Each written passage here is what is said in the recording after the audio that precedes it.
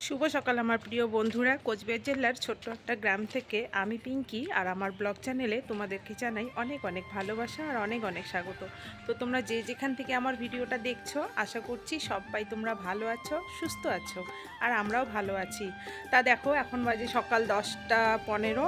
তো ছেলে তো এখন স্কুলে যায়, মানে হাই স্কুলে যায় বাড়ির পাশেই।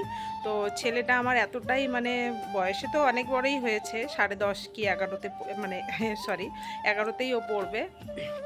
তো মানে এখনও ছোটই আছে আর বুদ্ধিও সেরকম হয় নাই, রাস্তা পার হতে পারে না একা একা।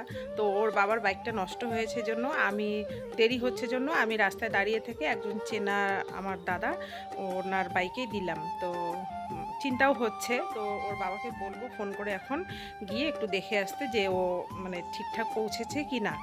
তো দেখো, অনেক দিন পর আজকে আমি মানে ভিডিও সামনে আসলাম। অনেক কথা তোমাদের সাথে আমার বলার আছে, তো সব কথা বলবো। তো সকাল থেকে তো তাড়াহুড়ো করে, তো এই যে ছেলে স্কুলে যাবে, ওকে তুলতে হয়, বই পড়াইতে হয়, স্নান খাওয়া দাওয়া সমস্ত কিছু নিজে হাতে করতে হয় জন্যই আমি মানে সকাল সকাল আর ভিডিওর সামনে আসতে পারি না, জন্যই আমার এতটা দেরি হয়েছে। এই ঘরটার বিষয়ে তোমাদের সাথে আমার অনেক কথা বলার আছে। তো চলো, কাজ করতে করতে তোমাদের সাথে আমি কথাগুলো আজকে শেয়ার করব। তো আজকে 4 দিন হয় বাড়িতে আসছি। তো পৌষ সংক্রান্তিতে বাড়িতে তো ছিলাম না, বাপের বাড়িতেই ছিলাম। তো বাপের বাড়িতে গিয়ে আর কোনো ভিডিও আমি করিনি, কারণ মন মেজাজটা সত্যি আমার ভালো ছিল না, তাই আর কোনো ভিডিও করা হয়নি। বাড়িতে গিয়ে তো পিঠাপুঠা সবই করেছি, খেয়েওছি, কিন্তু কোনো ভিডিওতে আমি আসি নাই। এই কারণেই, কারণ বরের সাথে অনেক অশান্তি করে বাপের বাড়িতে গেছিলাম।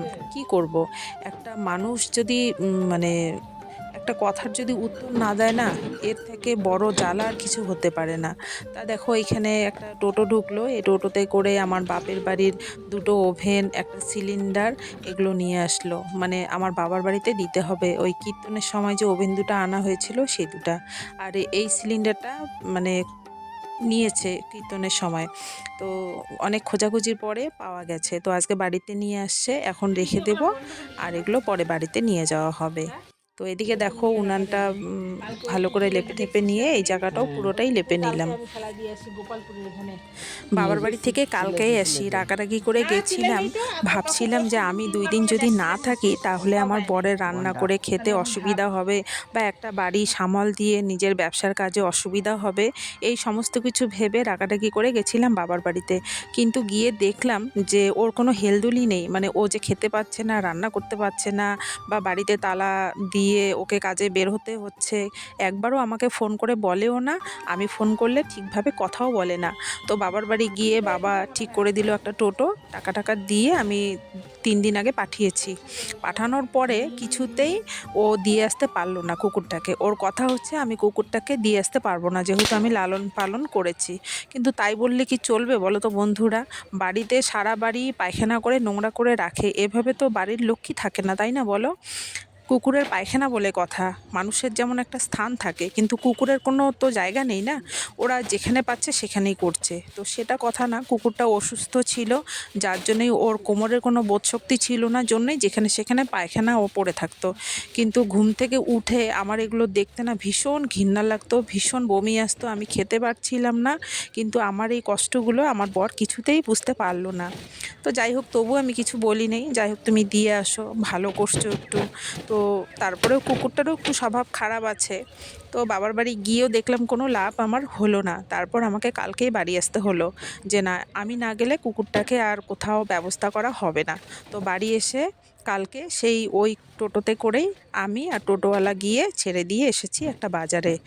এই কয়েকদিন আমাদের বাড়িতে যেই আসতো সেই দেখে বলতো যে ছি, এটাকে কি তোমরা মানে কি করতেছো, এটাকে কোথাও দিয়ে আসো, সবাই না এইভাবে বলতো, জানো তো। কিন্তু আমার বর এক কান দিয়ে শুনতো আর এক কান দিয়ে বের করে দিত। আর আমার ভীষণ মানে খারাপ লাগতো, লজ্জা লাগতো নিজেকে, যে একটা মানুষ বাড়িতে আসে সেও এই কথা বলে। বলছিল যে সবাই ভালো কুকুর হলে রাখতা, কিন্তু এরকম কুকুরকে কে রাখে? কেউ রাখবে না, জানো তো। আমার বর জন্যে রেখেছে, আদার্স অন্য কোনো মানুষ রাখবে না এরকম কুকুরকে। তোমরা যদি পুরোটাই দেখতে পারতা না, সত্যি বন্ধুরা তোমরাই বলতা। তো যাই হোক, দিয়ে এসেছি যখন, তো যখন দিয়ে আসলাম তখন ভীষণ খারাপ লেগেছে, ইচ্ছে করছিল না যে কুকুরটাকে ওইভাবে ফেলে রেখে আসি। কিছু করার নেই, নিরুপায় হয়ে আমাকে কুকুরটাকে বাজারে রেখে আসতে হলো। আর বাড়ির গেটের মুখে এরকম একটা ঘর দেখতেও কতটা খারাপ লাগে, তাই না বলো? আগে তো একটা তিরপাল দিয়েছিল ঘর, সেই ঘরটা আমি ভেঙেছি, তারপর আবার ঘর বানিয়ে কুকুরটাকে রেখেছে। তো যাই হোক, এখন ঘরটা পরিষ্কার করে স্নান করে ঠাকুর পূজা দিয়ে চলে আসলাম রান্নাঘরে। সকালে সেরকম রান্না বান্না করা হয়নি, তাই এখন একটু ডাল সিদ্ধ বসিয়েছি। ছেলে চলে আসবে 2:30 মতো এখন বাজে। আর আমিও সকালবেলা আজকে খাইনি, জানো তো, কারণ এইসব নোংরা কাজ মানে খেয়ে করতেও খারাপ লাগে, আবার করেও খেতেও খারাপ লাগে। তো অনেক খিদাও পেয়েছে। তো দেখো, ছেলে আর আমি এখন ভাত খেয়ে নেব। তো ভিডিওটা কেমন লাগলো বন্ধুরা অবশ্যই তোমরা কমেন্টে জানিও। আর আমি ঠিক করেছি না ভুল করেছি কুকুরটাকে ছেড়ে, তোমরা একটু কমেন্টে জানিও। তো সবাই তোমরা ভালো থেকো, সুস্থ থেকো। আবারও দেখা হচ্ছে নতুন একটা কোনো ভিডিওর সাথে।